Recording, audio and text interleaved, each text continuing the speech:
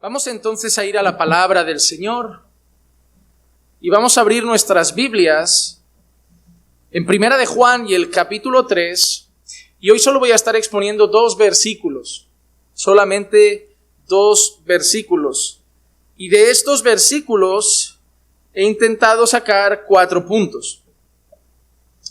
De 2 versículos he intentado sacar 4 ideas importantes que son las que quiero compartir con ustedes. Así que Primera de Juan, capítulo 3, versículos 23 y 24. 23 y 24. Y dice así: y este es su mandamiento, que creamos en el nombre de su Hijo Jesucristo, y que nos amemos unos a otros como Él nos ha mandado. El que guarda sus mandamientos permanece en Él y Dios en Él. Y en esto sabemos que Él permanece en nosotros, por el Espíritu que nos ha dado. Vamos a orar y pedir al Señor que guíe su palabra y pueda ser de edificación para nuestras vidas. Padre, te damos gracias porque tenemos el gran privilegio de poder venir ante tu palabra perfecta, poderosa. Señor, tu palabra también es tu consejo, tu instrucción. Es la brújula que marca el camino por el que debemos andar, es la que nos orienta, la que marca la dirección que nuestros pasos deben seguir. Y por eso, Padre amado, Señor, queremos que tu palabra hable a nuestros corazones y trate con nuestras vidas. Señor, instrúyenos hoy, edifícanos, y si es necesario, corrígenos. Porque no hemos venido, Señor, a escuchar lo que queremos oír. Hemos venido a escuchar lo que necesitamos oír. Y necesitamos oír tu verdad. Así que alimenta nuestra vida hoy con tu verdad. Permíteme ser un mensajero fiel de tu palabra y poder aplicarla al corazón de nuestra amada iglesia para que podamos, Señor, ser edificados por ella. Y que tu Santo Espíritu pueda traer convicción de que es palabra tuya y nos pueda ayudar a movernos a obedecerla. Para que no seamos solamente oidores, sino hacedores de tu palabra. Así que háblanos hoy, Señor, te lo pido. En el nombre de Jesús. Amén, amén y amén. Hermano, cuando nosotros vemos los temas que ha estado tratando justo antes el apóstol Juan, el tema central de Juan a lo largo de la carta usualmente es 2. En primer lugar, Juan está atacando de manera muy directa anticristos. Para Juan, anticristos son esas figuras que traen enseñanzas desviadas de las enseñanzas de Jesús. Los llama mentirosos.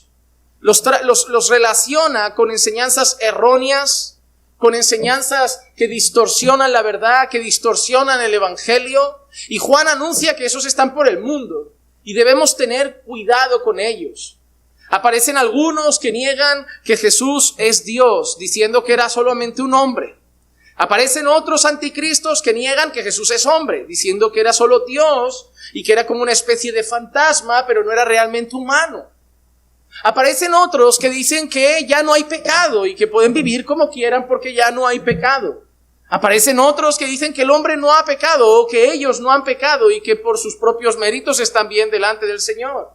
Pero la realidad es que Jesús es totalmente hombre y totalmente Dios. La realidad es que el Hijo de Dios es un pecador también, pero ha sido redimido. Lo único que ya ha sido libre del poder, del dominio del pecado sobre nosotros, y por eso también Juan deja claro que nosotros ya no lo practicamos, pero a pesar de ello, el que dice que no peca, miente. Y eso Juan lo dejó muy claro, hay una diferencia entre pecar y practicar el pecado. Evidentemente, la gran diferencia entre la vida del creyente y la vida del impío es que el impío lo practica. El creyente, cuando peca, hay arrepentimiento, hay convicción de pecado, hay un dolor profundo en el corazón, hay una búsqueda incesante, arrepentida del Señor, y tenemos fiel abogado, que si nosotros confesamos nuestros pecados, Él nos perdona y nos limpia de toda nuestra maldad. Aparte de esos anticristos, Juan habla mucho del amor, de la importancia de amar a Dios, de la relación entre el amor y la obediencia. Pero también Juan habla mucho del amor hacia el prójimo.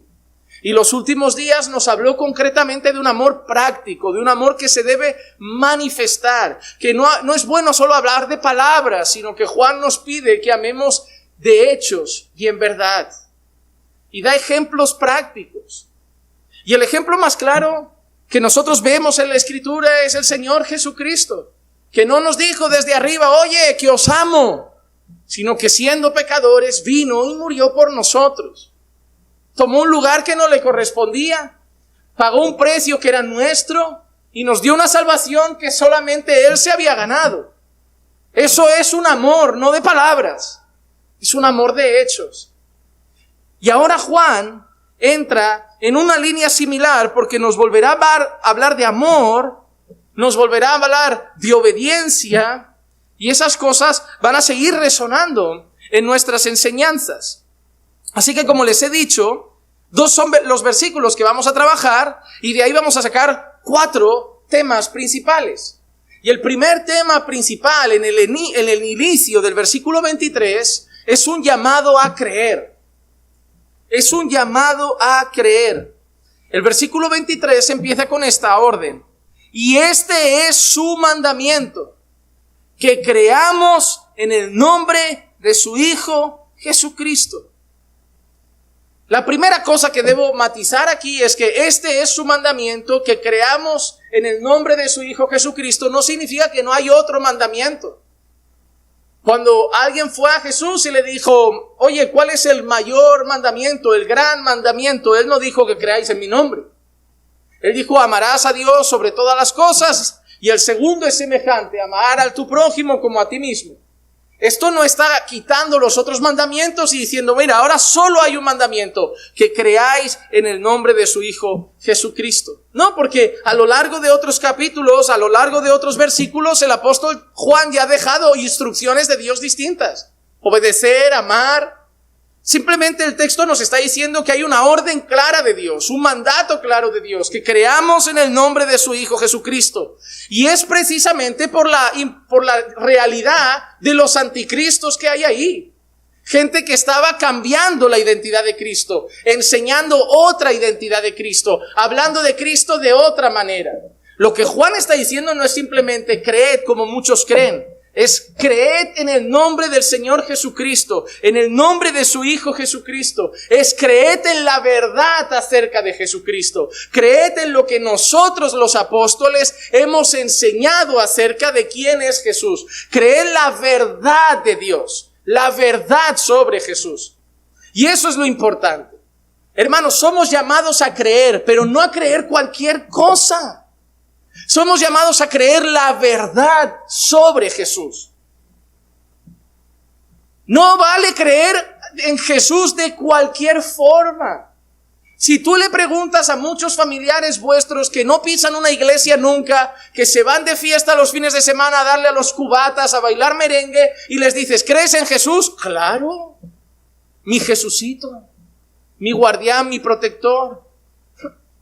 Pero esa no es la fe que Juan está diciendo. Ellos creen en eso, en un amuleto de la suerte. A ellos les han vendido a un Dios que los cuida a pesar de que le den la espalda. A ellos les han vendido un Dios que los guarda y los cuida a pesar de que no lo buscan, no oran, lo ignoran, pecan contra Él, viven como les da la real gana, ignoran sus mandamientos, pero ellos siguen creyendo que Dios los cuida. Yo he visto impíos que cuando les llega un trabajo dan gracias a Dios. Impíos que cuando llega una salud buena y se recuperan de una enfermedad dan gracias a Dios y luego siguen pecando. ¿Tienen fe? Sí. ¿Tienen la fe que deben tener? No. No es cualquier fe. Hermano, hay muchos tipos de fe. Miren, hay fe cultural. Si yo voy a Brasil y pregunto a 1000 brasileños, es muy probable que 950 crean en Dios. El nivel de personas que se reconocen ateas en Latinoamérica no es nada comparado con el de Europa. Llegará, Ya os lo digo, llegará. Estas generaciones jóvenes cada vez están dando más la espalda radicalmente a Dios, ignorando a Dios. Tú siempre piensa una cosa, lo que ves en Europa es lo que verás dentro de unos años en Latinoamérica. Los hombres metrosexuales empezaron aquí, allí seguían siendo más machos. Llegará, todo va a llegar. Aquí simplemente vamos unos años adelantado en la manera de pudrir los valores, en la manera de pudrir... Miren, allí todavía se respetaba un poco a la familia, aquí ya no, se está llegando. Todo lo que aquí vamos pudriendo en Europa porque somos más progres, más adelantados y más modernos, pues ahí va a llegar. Porque al final todo el mundo va en la misma dirección de pudrirse. Pero la realidad es que a día de hoy en Latinoamérica, creer en Dios, la mayoría creen. Ateos todavía no hay tantos como creyentes. Pero creen en Dios, son infieles a la mujer, creen en Dios y tienen relaciones con muchas personas íntimas, creen en Dios y viven en la borrachera, creen en Dios y se drogan, creen en Dios y son prostitutas, creen en Dios y son traficantes, creen en Dios y son sicarios. Porque en Latinoamérica, como lo era también en España, la fe era algo cultural. En España hay gente que no va a una iglesia, pero cuando sale de un pueblo y ve una capilla o una iglesia a lo alto de una montaña, se santigua. En España hay mucha gente que no va a una iglesia, pero lleva una cruz en el coche para que Dios cuide el viaje. En España hay mucha gente que no va a una iglesia y va a volar en avión y se santigua. Tienen fe, muchos cultural. Mis padres me enseñaron a creer en Dios, mis padres me hablaron de Dios. Mira, esa es la segunda fe. Hemos hablado de la cultural. Hay una que es familiar. ¿Esta frase no te suena? Yo vengo de casa cristiana. Yo vengo de padres creyentes. Y yo al principio creía, yo al principio también era creyente, yo al principio iba a la iglesia. Hay una cierta fe inculcada, transmitida de la generación pasada. Pero ni la fe cultural, ni la fe familiar es la fe que Dios demanda de nosotros. La fe que Dios demanda de nosotros no la puede dar el país, no la puede dar la cultura, no la puede dar papá, no la puede dar mamá. La fe que Dios demanda de nosotros es un don de Dios. La fe que salva, la fe que lleva a confiar plenamente en Jesús como Señor y Salvador, la fe que lleva a obedecer, la fe que lleva a luchar contra el pecado, la fe que lleva a la santidad es una fe que solo Dios puede dar. No pienses que porque conoces a alguien que ya cree en Dios pero peca, solo necesitas que deje el pecado porque la fe ya la tiene. Esa fe como si no la tuviera, no vale. Necesitas que Dios le dé su fe, la fe que salva. No nos basta con que la gente tenga un conocimiento, un respeto para ellos, que no lo es, pero para ellos un respeto hacia Dios. No nos interesa que tengan una imagen distorsionada de Jesús. Un predicador que partió con el Señor no hace mucho, que a mí me agradaba en gran manera, se llamaba R.C. Sproul. Y una de las frases que él decía en muchas charlas de él, en muchas enseñanzas, en muchas predicaciones era: a mí dame al Jesús de la Biblia o no me des nada. Porque no, lo otro no vale. ¿Saben por qué Hillsong no vale como iglesia? Porque el Jesús de Hillsong no es el Jesús de la Biblia. El Jesús de Hillsong es un hippie que todo lo tolera. El Jesús de Hillsong es un hippie que abraza a todos, que solo es amor. Pero no es santidad, no es justicia, no hay arrepentimiento, no hay lucha contra el pecado, solo es amor. Es el Jesús que lo tolera todo, es un Jesús inclusivo, es el Jesús de nuestro siglo, es el Jesús progre. Pero no es el de la Biblia. Y por eso lo que predican allí no sirve. Es que juntan a mucha gente, hacen obra social. Hay ONGs que no son iglesia y hacen obra social. Dejen de pensar que porque alguien hace obras de caridad es mejor creyente. Se pueden hacer obras de caridad y no ser creyente. El ser humano, por la gracia común, es capaz de hacer buenas obras podridas de pecado, llenas de trapos de inmundicia, como trapos de inmundicia, pero buenas obras.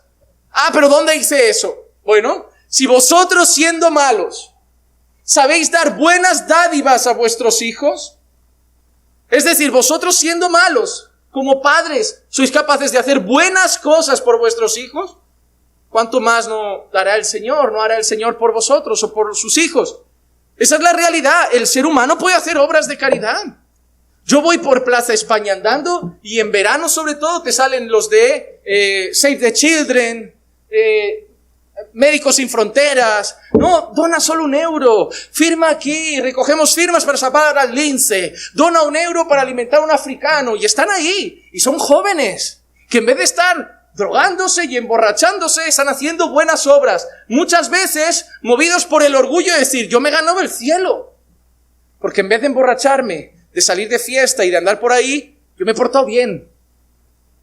Porque tienen un concepto distorsionado de Dios, tienen un concepto distorsionado de la Biblia, tienen un concepto distorsionado del cielo, tienen un concepto distorsionado de Jesús.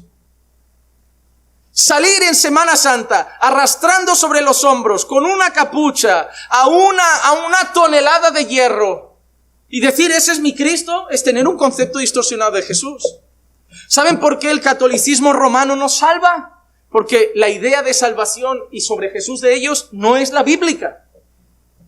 Es así, y lo siento, yo también tengo familia católico romana y aunque ellos nos llamen los hermanos separados, no somos hermanos. Porque su idea de salvación es Jesús más. Es lo que hizo Jesús más bautizarte. Lo que hizo Jesús más la comunión. Lo que hizo Jesús más la extrema unción. Lo que hizo Jesús más pasar unos ratitos por el purgatorio. Lo que hizo Jesús más los sacramentos. Lo que hizo Jesús más... No, es lo que hizo Jesús y ya. Ese es el concepto bíblico de salvación. Es lo que hizo Jesús y ya. Si Cristo no es suficiente, Cristo no es nada. Y lo que está queriendo Juan aquí enseñarnos es la importancia de poner nuestra fe en el nombre del Hijo de Dios, en el nombre de nuestro Señor Jesucristo, pero como ellos lo han revelado. No en el nombre del Hijo de Dios que presentan los anticristos. No en el nombre del Hijo de Dios que presentan las falsas iglesias. En el verdadero nombre del Hijo de Dios y en quien verdaderamente es. Hermano, lo más importante de tu vida es saber que sabes quién es realmente Jesús. No es tener una idea de quién es Jesús. Por eso me preocupa que hay gente que está estudiando las profecías, está bien. Estudiando el Apocalipsis, está bien. Estudiando el fin de los tiempos, está bien. Estudiando las cosas más complejas, la Reforma, la historia, hablando de los grandes hombres antiguos de la fe. Pero la realidad es que tú ves su vida y te da la sensación de que no conocen a Dios. Déjame decirte algo y esto grábatelo en tu corazón porque esto en muchas iglesias reformadas no se dice, pero deberían. Puedes conocer a Spurgeon, a MacArthur, a Paul Washer, puedes conocer a John Piper, a Francisco de Asís, a Agustín de Hipona, puedes conocer a quien tú quieras, a Lutero, a Calvino, a sus parientes y a sus primos, y no conocer a Dios. A mí hay gente que veo en ellos libros, pero no veo en ellos al Espíritu Santo dentro. Y hermano, la librería no nos meterá en el cielo, ¿eh?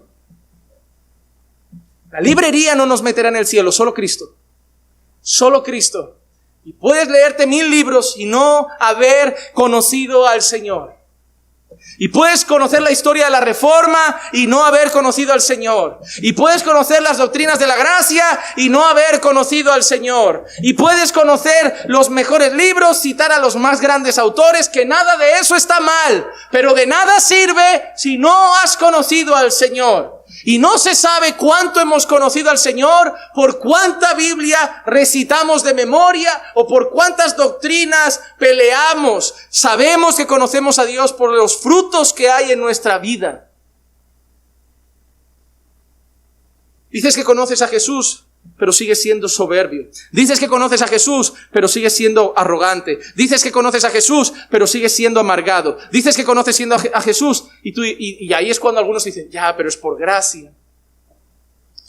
Ya, pero es por gracia. Está bien, Efesios 2 yo también me lo conozco. Por gracia, no por obras, para que nadie... Yo también me sé ese versículo. Pero no olvides que hay otro que dice que la fe sin obras es muerta. No olvides que hay otro que dice que sin santidad nadie ve al Señor. No hagas como los impíos que cogen el que les interesa. Como diciendo, este es mi versículo. No. Ese no va solo. La Biblia no son versículos sueltos para que cada uno elija el que más le gusta. La Biblia es la revelación de Dios y toda es para nosotros. No las partes que me gustan. El Señor es mi pastor. Sí, me encanta esa parte. Cuando pase por valle de sombra de muerte no temeré mal alguno. Me encanta ir lanzándole a la gente salmos de protección, de cuidado, de bendición. Los mandamientos, eso no lo leo tanto. Niégate a ti mismo, eso ya no. Pues si están en el mismo libro. Están en el mismo libro. Solo que tu orgullo solo quiere una parte del libro. Es muy raro ver a mujeres pastoras predicar todo lo que la Biblia dice de un pastor. Porque no les conviene. No les conviene, porque apunta a un hombre. No les conviene. Es mejor leer algo y decir, eso es que en aquella época, en la cultura machista en la que vivían. Y tú dices, ¿dónde pone eso de la cultura machista en la que vivían? ¿Dónde pone que eso era por aquella época? ¿Dónde lo pone? Bueno, no, pero hay que interpretarlo así. ¿Por qué hay que interpretarlo así? ¿Porque tu corazón feminista no quiere aceptar lo que dice la palabra?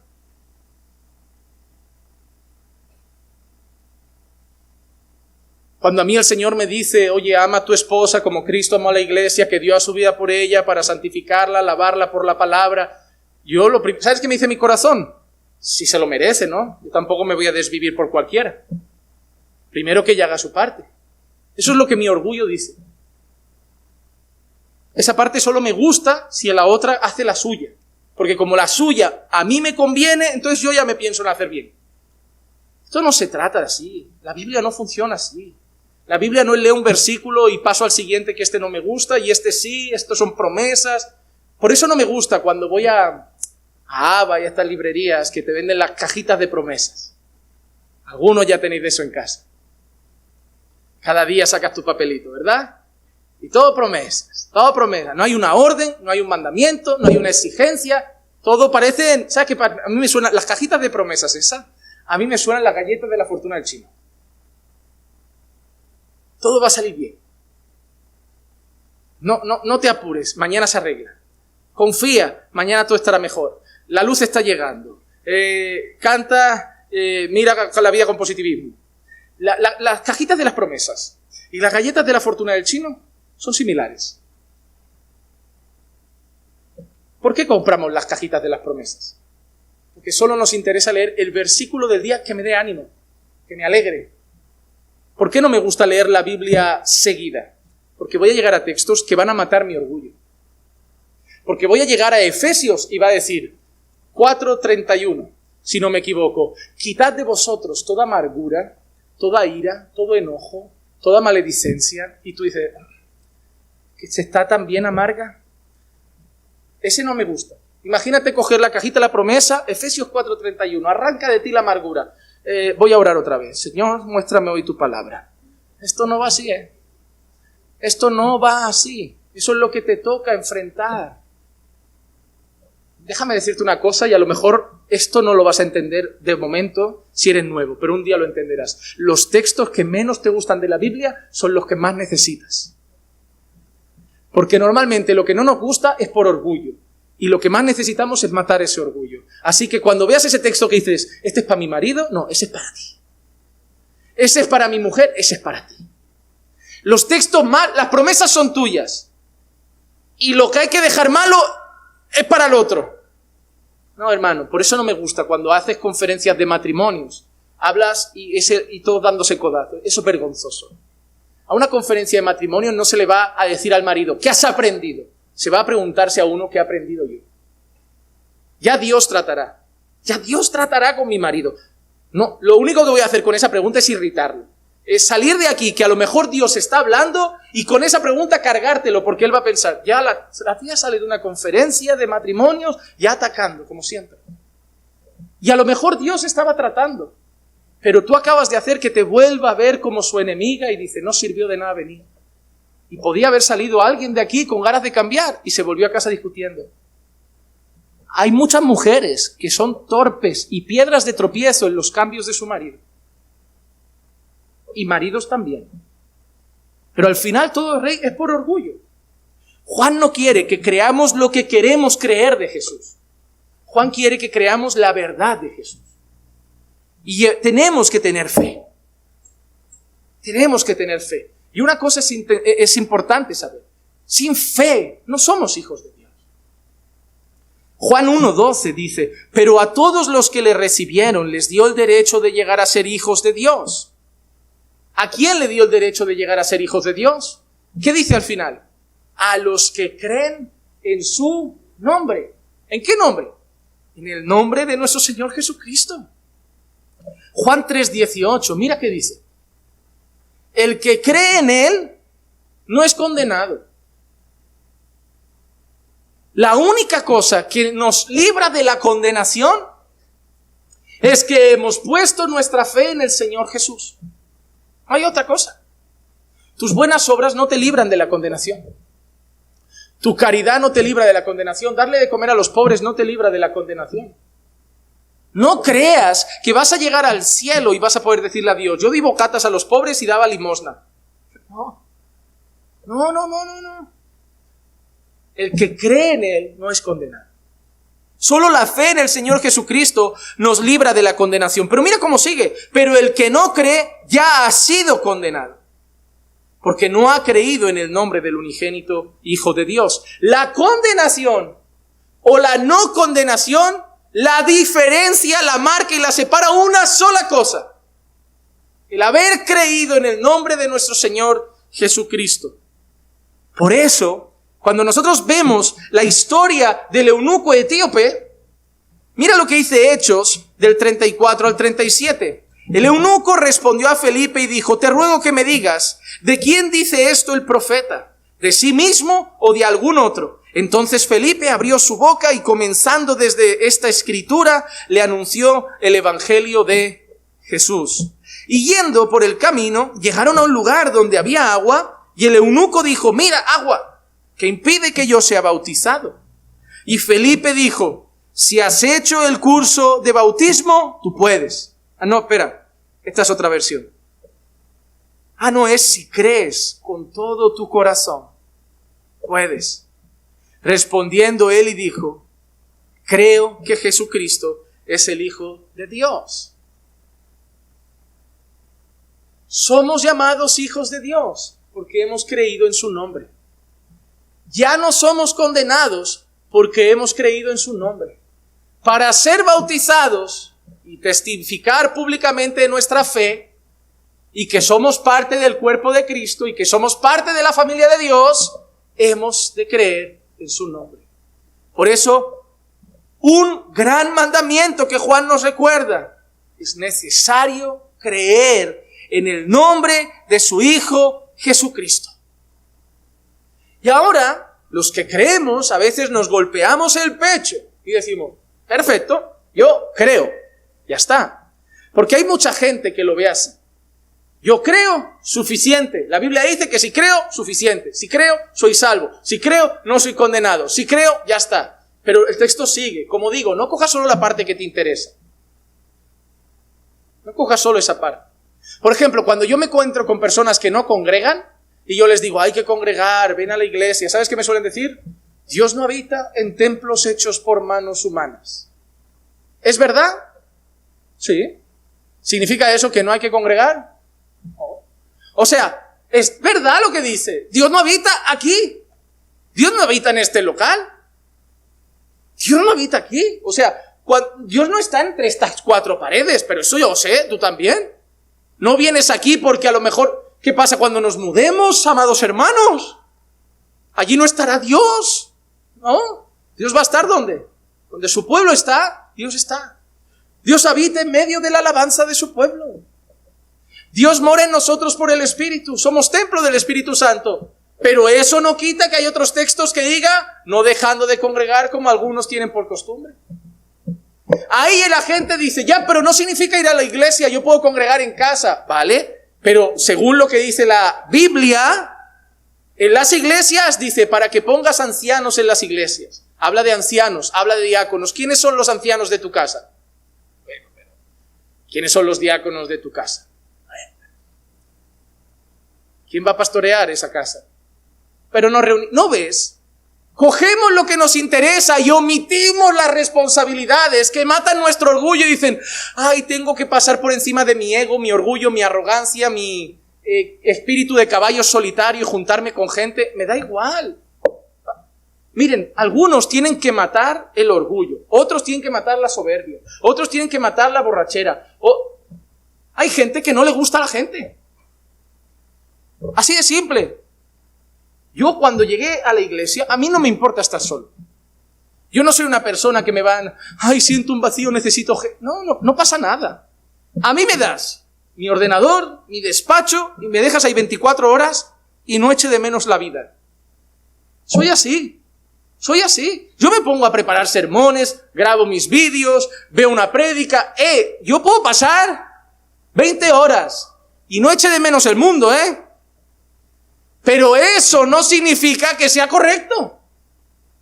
Porque la Biblia me llama a amar a los hermanos, la Biblia me llama a compartir con los hermanos, la Biblia me llama a congregar con los hermanos, la Biblia me llama a eso, a esto. Entonces, aunque a mí me guste ser así, Dios pide otras cosas. Cada uno sabe con lo que tiene que luchar. ¿Qué pasa? Que porque no es borrachera no es malo, porque no es droga no es malo. Es igual de malo. Es igual de malo. Pero tenemos que luchar. Porque la siguiente cosa que nos pide es amar. El primero es llamado a creer. El segundo es un llamado a amar. Porque el versículo no dice solo que creamos. Dice, y que nos amemos unos a otros como Él nos ha mandado. Y ojo, no es que nos amemos unos a otros. Punto. Cada palabra de un versículo es importante. No dice que el mandamiento es que nos amemos unos a otros. Punto. Acaba así. No. Que nos amemos unos a otros como Él dice. No es que nos amemos como a mí me parezca el amor. Que nos amemos como cada uno piense que se debe amar. Que nos amemos como Jesús dice que se ama. Que nos amemos como Jesús manda que se ame. Es como cuando nos manda amar a nuestra esposa, que el esposo ame a su esposa. Punto. Punto no. Como Cristo a la iglesia. Si fuera que el esposo ame a su esposa, cada uno podría decir, para mí amor es esto. Para mí amor es esto. Para mí amor es esto. Pero no se trata de lo que para ti es amor o para mí es amor. Se trata de lo que para Cristo es amor. Y yo te voy a decir algo, el amor que tú entiendes de fábrica, de tu mundo pecaminoso, del cual tú y yo venimos, el amor de esta cultura no es para nada el amor de Cristo. El amor de Cristo es incondicional. El amor de Cristo no es egoísta. El amor de Cristo es sacrificial. El amor de Cristo es servicial. El amor de Cristo es dadivoso. El amor de Cristo es paciente. El amor de Cristo está lleno de gracia. El amor de Cristo es misericordioso.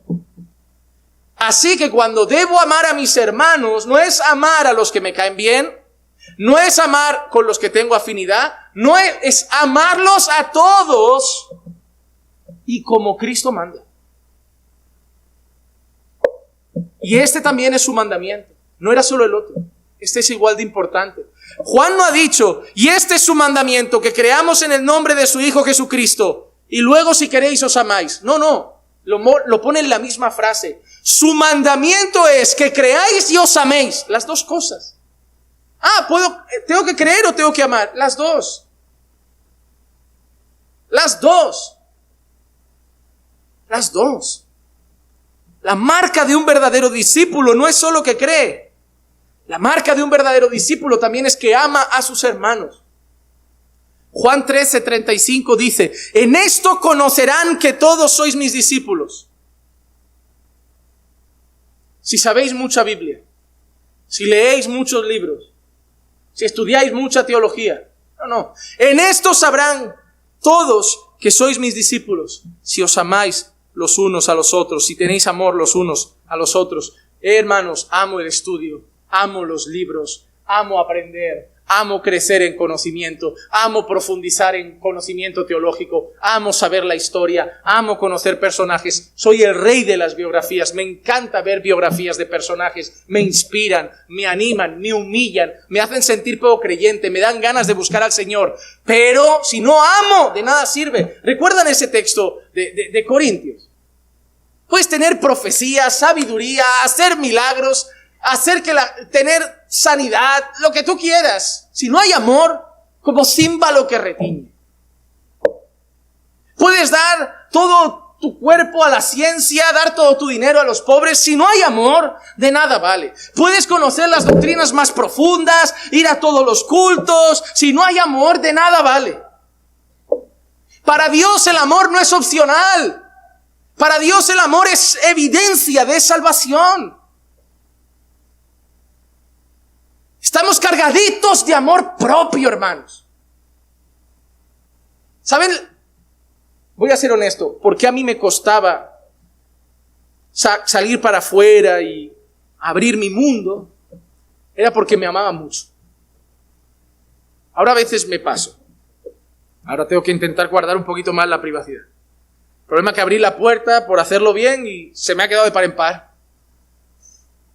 Tengo que tener equilibrio, pero voy a empezar. Yo empecé así cerrado, la he abierto demasiado, con la madurez voy a dejarla abierta donde se debe. Pero la realidad es esta, es porque yo me amaba mucho. Porque amar es ser susceptible a traiciones. Amar es que te traicionarán, te fallarán, te apuñalarán. ¿Y sabes quién lo hará? Los que tú amas. Y como nos amamos, yo no merezco pasar por eso, ¿verdad? Yo no he nacido para que me traicionen. Yo prefiero el mundo, que en el mundo no es así. Claro, porque en el mundo tú puedes vivir a tu rollo. En el mundo, a lo mejor te golpean menos simplemente porque en el mundo puedes ir a tu bola.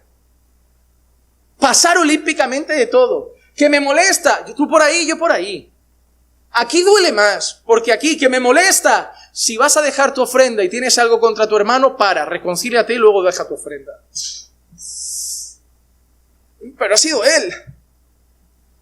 Cuando él venga le perdono, pero ir yo es humillante. ¿Has visto? Es mucho amor propio lo que no tenemos, lo que nos tenemos. Por eso hay predicadores que son capaces de decir, para amar al prójimo, primero tienes que amarte tú. Eso es mucho amor propio.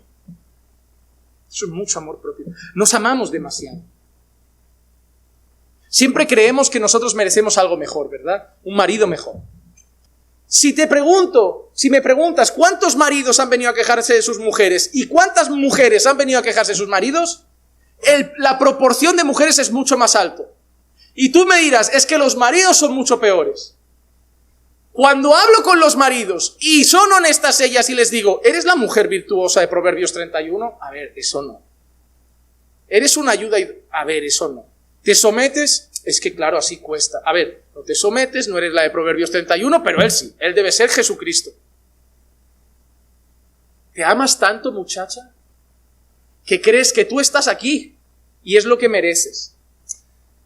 Hermano, el amor propio no te va a llevar a ningún lado. Ese hermano no quedó más con él. ¿Por qué? Porque me falló, porque se equivocó, porque es así y a mí no me conviene un hermano así. Ese marido no me conviene, esa iglesia no me conviene. Hay cosas que sí, obviamente, hay iglesias de las que hay que salir. Hay relaciones que hay que dejar. Las malas compañías corrompen las buenas costumbres, hay que ser selectivo.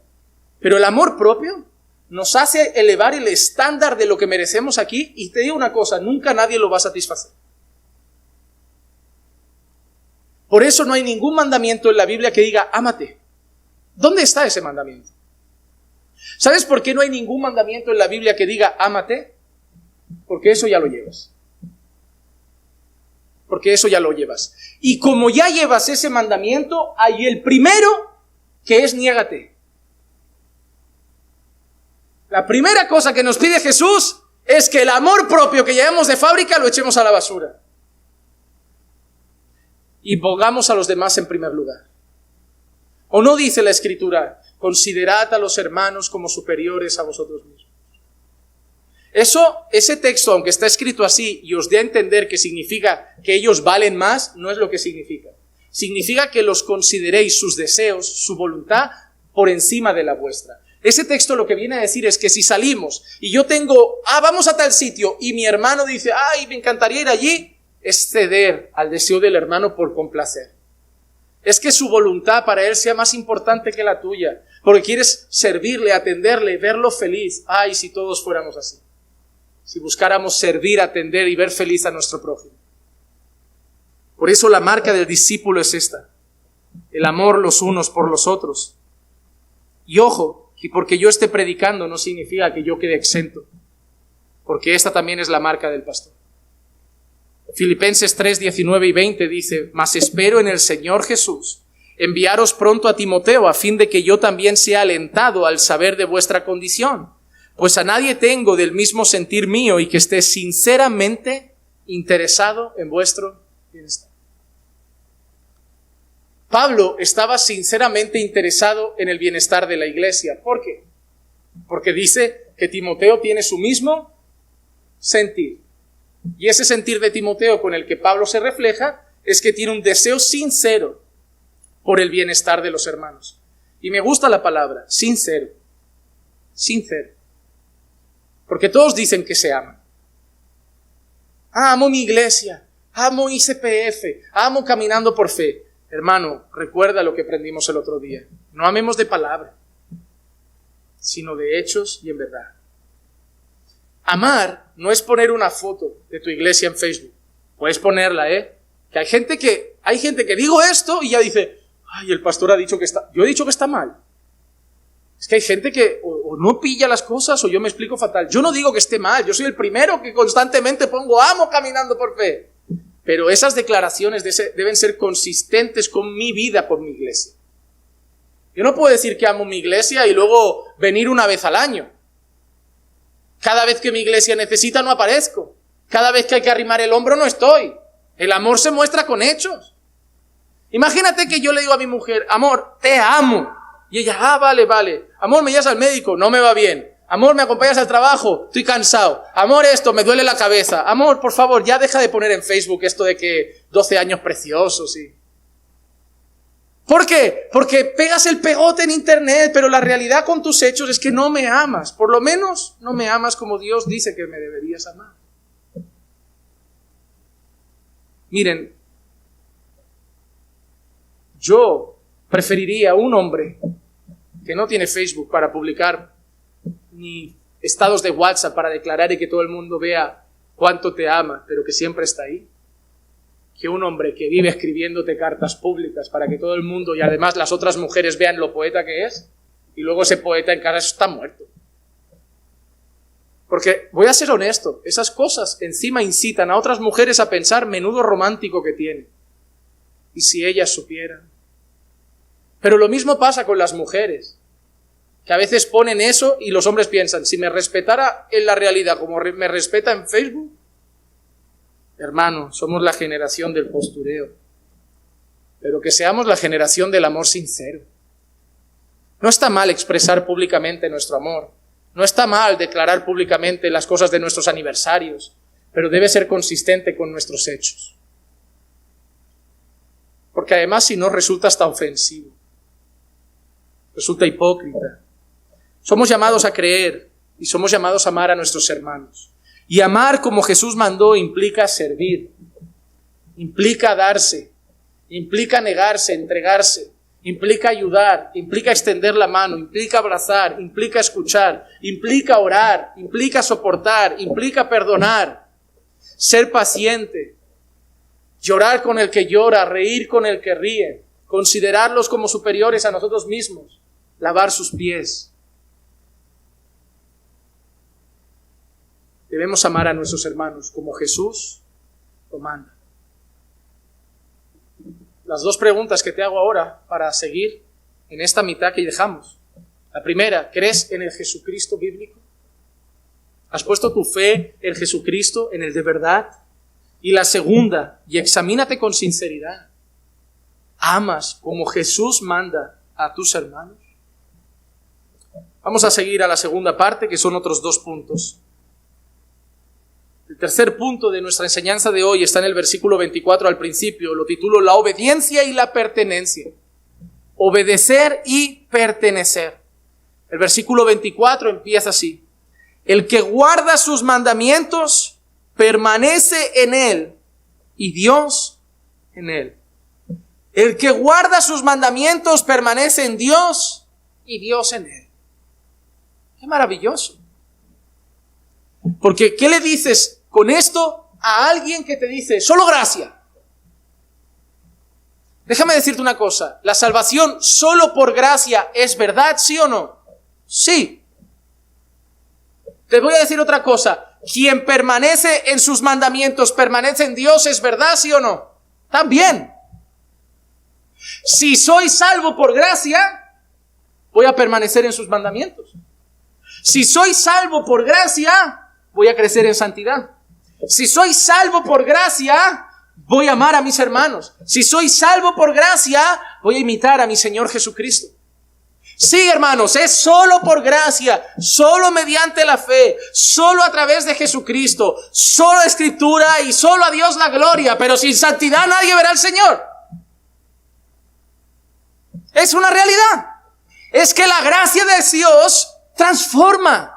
Es que la gracia que salva santifica. Es que la gracia que salva mata el orgullo. La gracia que salva mata la soberbia. La gracia que salva mata la arrogancia. La gracia que salva mata la carne y hace aflorar el fruto del Espíritu. No es que debemos guardar sus mandamientos para permanecer en Él. Es que permanecemos. Eso es una evidencia. Eso es una evidencia. Por eso la Biblia nos enseña que somos salvos por gracia, pero para buenas obras que Dios preparó de antemano para que anduviésemos en ellas. Y esto no es nuevo. Para Jesús, amor y obediencia van juntos. Juan 14:21. El que tiene mis mandamientos y los guarda, ese es el que me ama. El que no tiene mis mandamientos y no los guarda, ¿qué sería entonces? No me ama. Si el que tiene mis mandamientos y los guarda, ese es el que me ama, el que no los guarda, ese no me ama. Y el que me ama será amado por mi Padre, y yo lo amaré y me manifestaré a él. Mira la cadenita más maja que nos acaba de dejar aquí el Señor Jesús. Primero, tener los mandamientos. Ok. Tenerlo es, con que tengas una Biblia, ya tienes sus mandamientos. Ya te los han dicho, te los han explicado, te los han contado. Pero Jesús no lo deja en el que los tiene. Segunda cosa que pide, el que los guarda. El que tiene mis mandamientos y los guarda, ese me ama. Y ese que me ama, mi Padre lo ama. Y si mi Padre lo ama, yo lo amo. Si el Padre me ama, Jesús me ama. Pero el Padre, ¿a quién ama?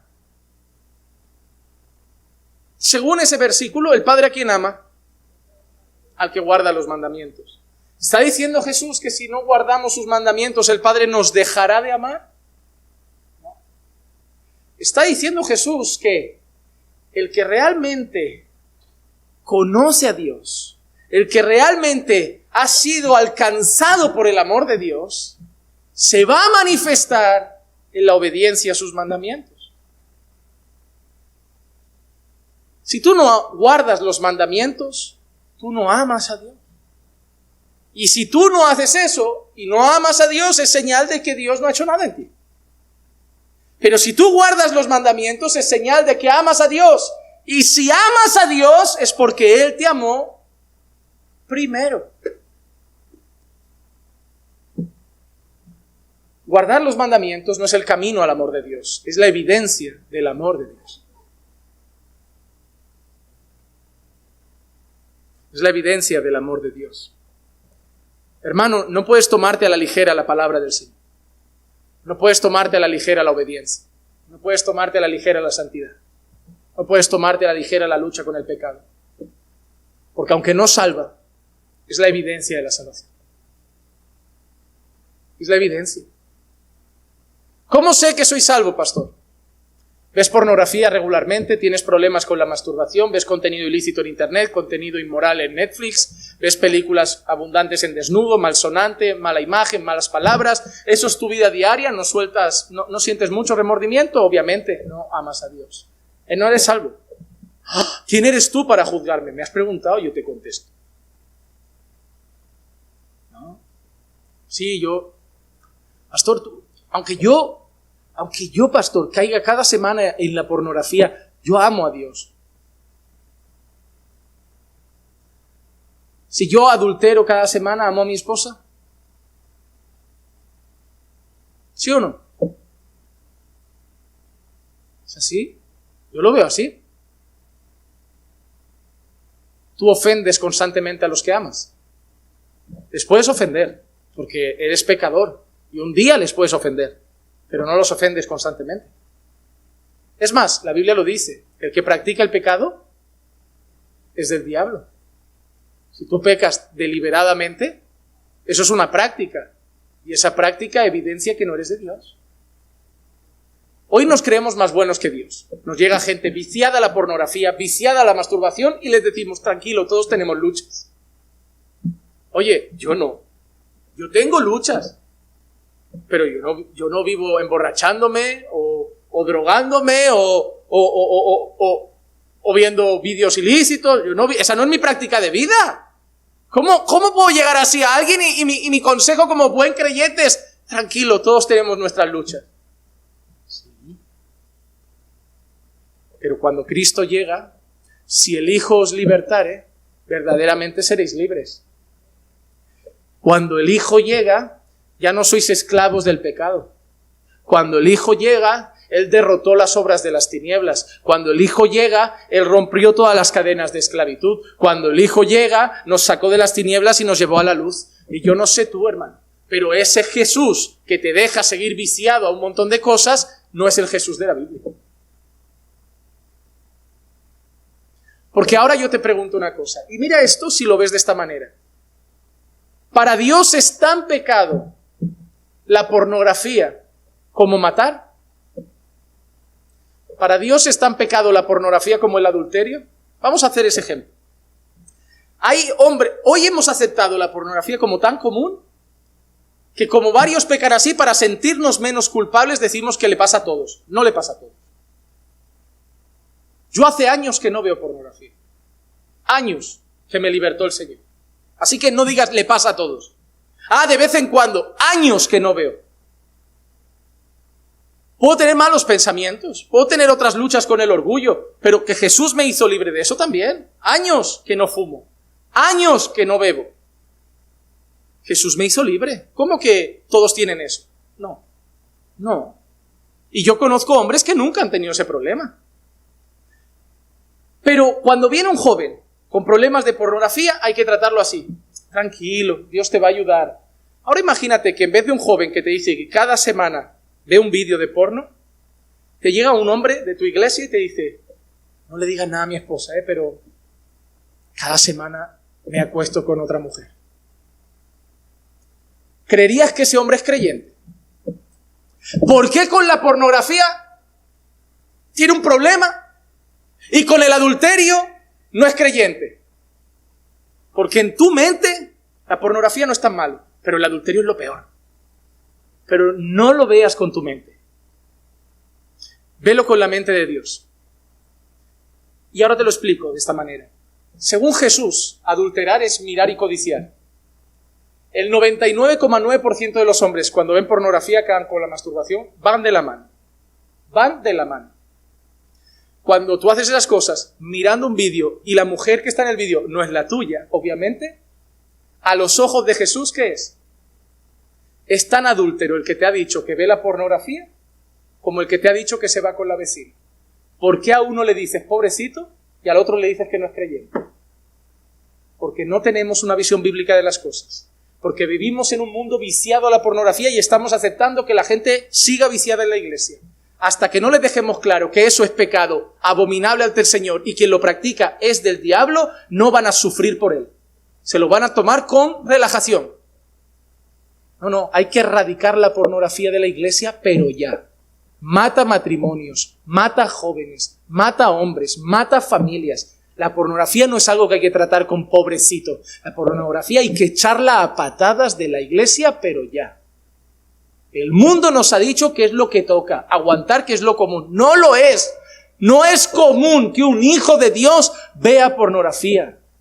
Eso es asqueroso, abominable, pecaminoso, y Dios lo odia. No es común que un hijo de Dios se siente delante de una pantalla y disfrute de eso. No lo podemos aceptar como normal. Como no aceptamos como normal si un hermano llega y dice que mató a alguien. O si un hermano diga, he robado un banco. O si un hermano diga, hoy me esnifé una raya de coca. ¿Por qué eso impresiona y lo otro? Porque el mundo sexualizado nos hace ver eso como ligero. Y es asqueroso, hermanos. Es asqueroso. Es sucio, es perverso. Hay que erradicar eso de la iglesia.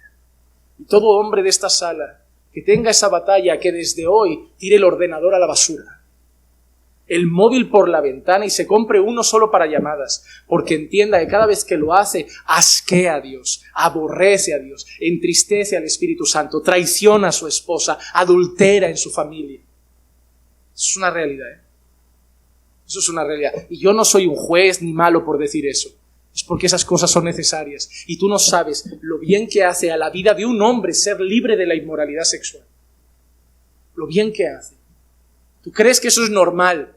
Cuando Dios te hace libre de esa inmoralidad, no sabes lo que siente un hombre que de golpe le quitas algo que lo esclavizó toda la vida y pensaba que era normal. No hay sensación más libre, hermano. No hay sensación para mí de más libertad que esa. Más que dejar el alcohol, el tabaco y esas cosas.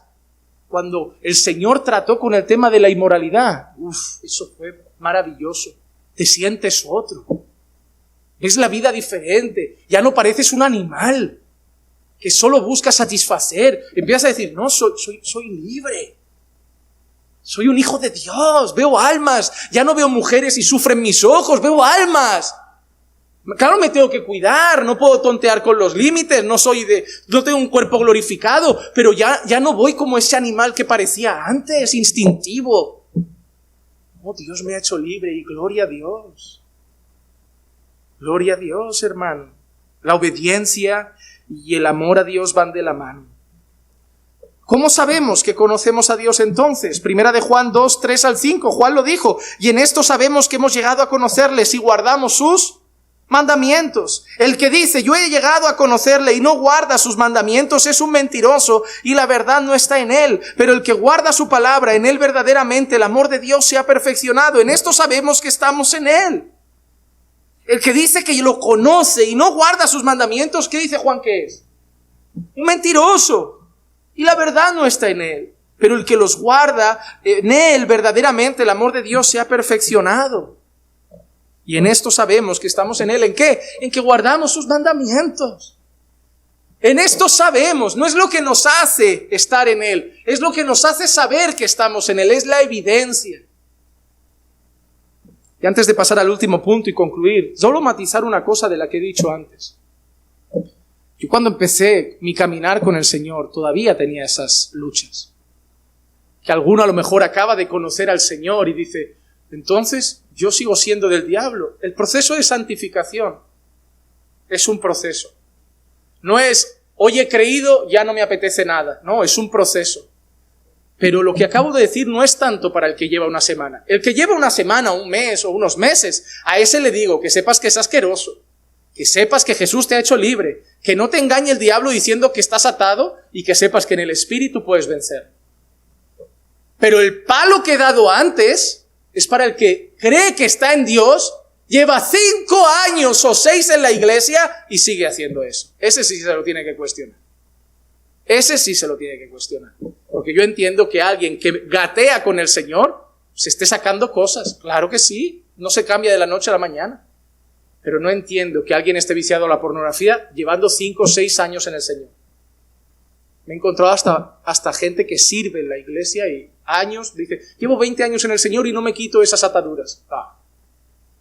No, por el amor de Dios.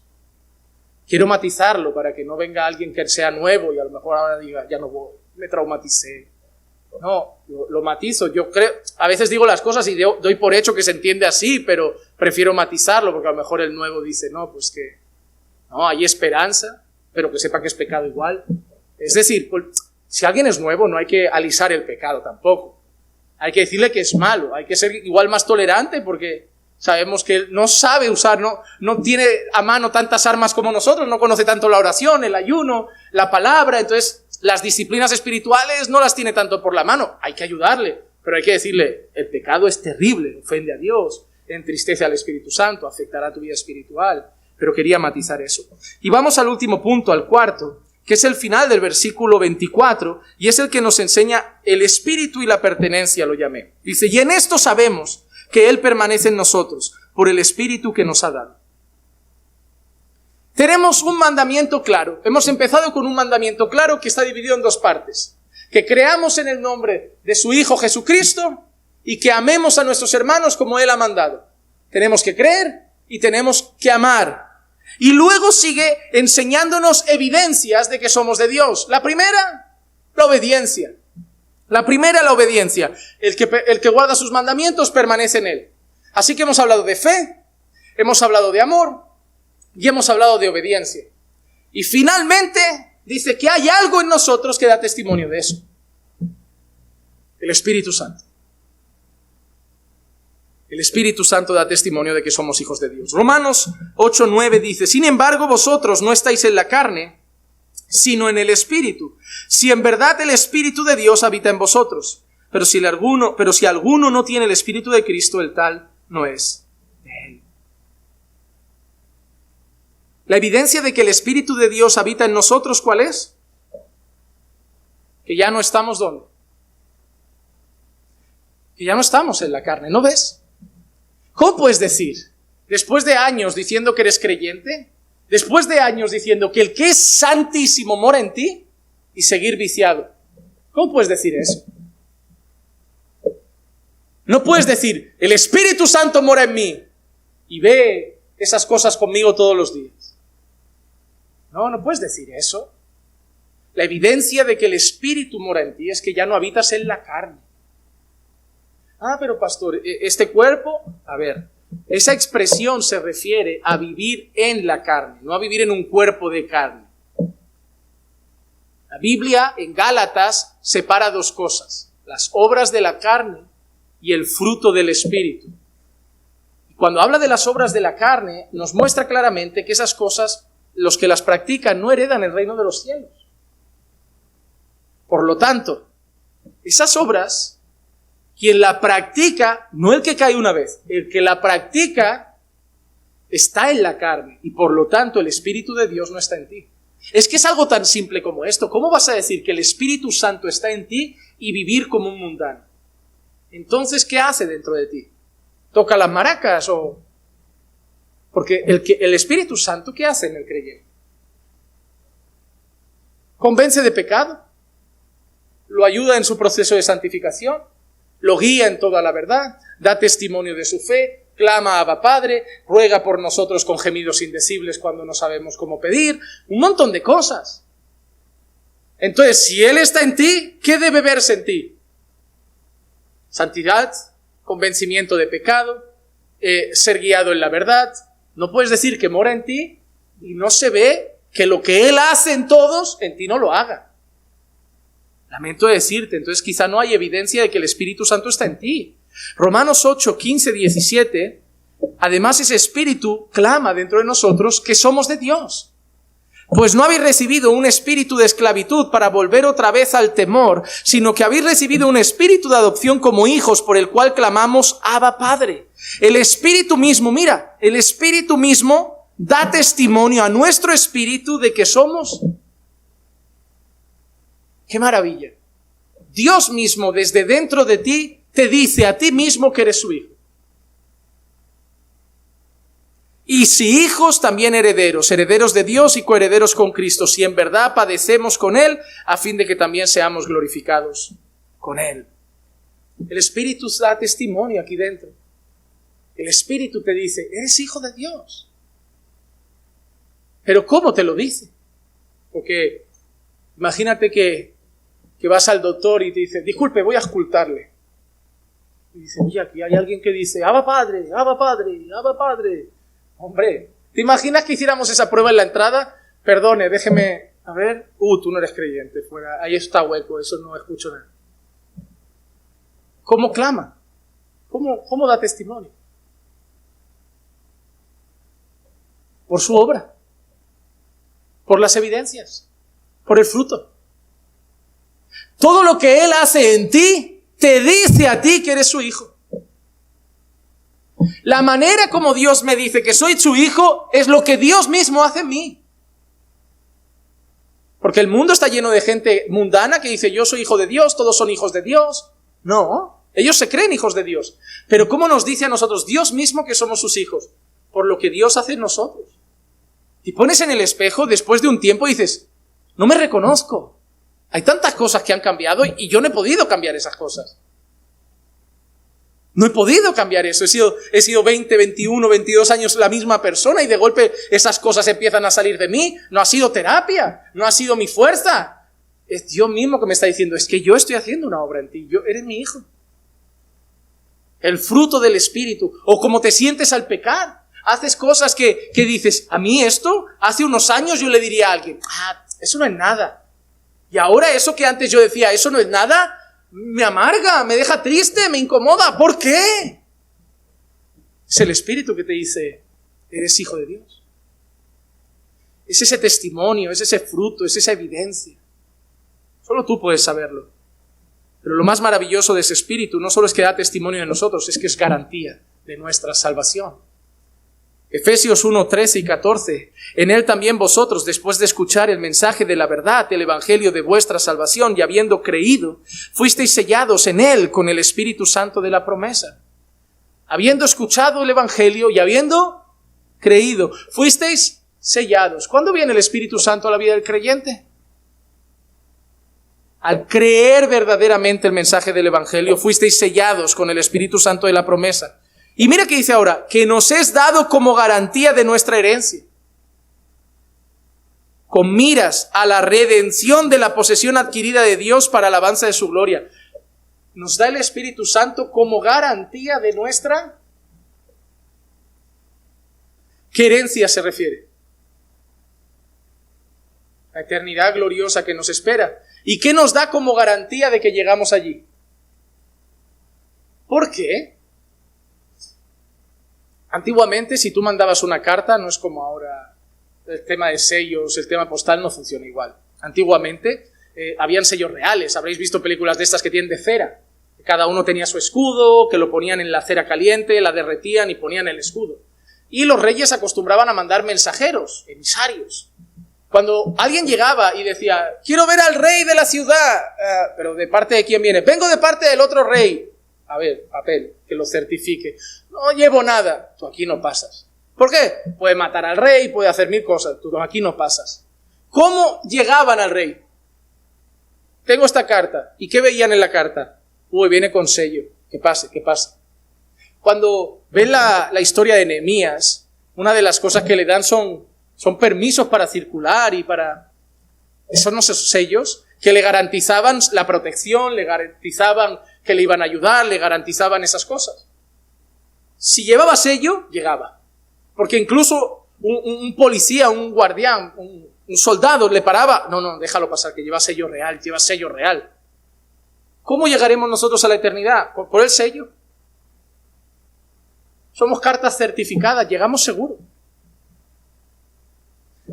¿Qué pasa si no tuviéramos ese sello? Ahora míralo de esta manera. ¿Quién te convence de pecado? ¿Quién te santifica? ¿Quién te está haciendo luchar con el pecado? ¿Quién te hace vivir cada día más según la voluntad de Dios? ¿Quién te guía en la verdad? El Espíritu. Si no tuvieras el sello, seguirías pecando, no tendrías ni más mínimo remordimiento, estarías perdido en cualquier doctrina, te engañarían con cualquier cosa que viniera soplando de un lado para otro, pero lo que te mantiene en la verdad, lo que te hace luchar con el pecado, lo que te hace crecer en santidad es el sello. Hermano, qué maravilloso. Dios te dio el sello para que el sello haga la obra para garantizar tu salvación. ¿Qué haces tú en tu salvación? Darle la gloria a Dios. Eres responsable. Nos llama a orar, nos llama a buscar la palabra, nos llama a ayunar, nos llama a mortificar el pecado, quitar las vestiduras viejas, vestirnos del nuevo hombre con las vestiduras nuevas, nos llama a vestir la armadura de Dios. Hay responsabilidades, pero la garantía no son nuestras fuerzas. La garantía es el sello del Espíritu Santo.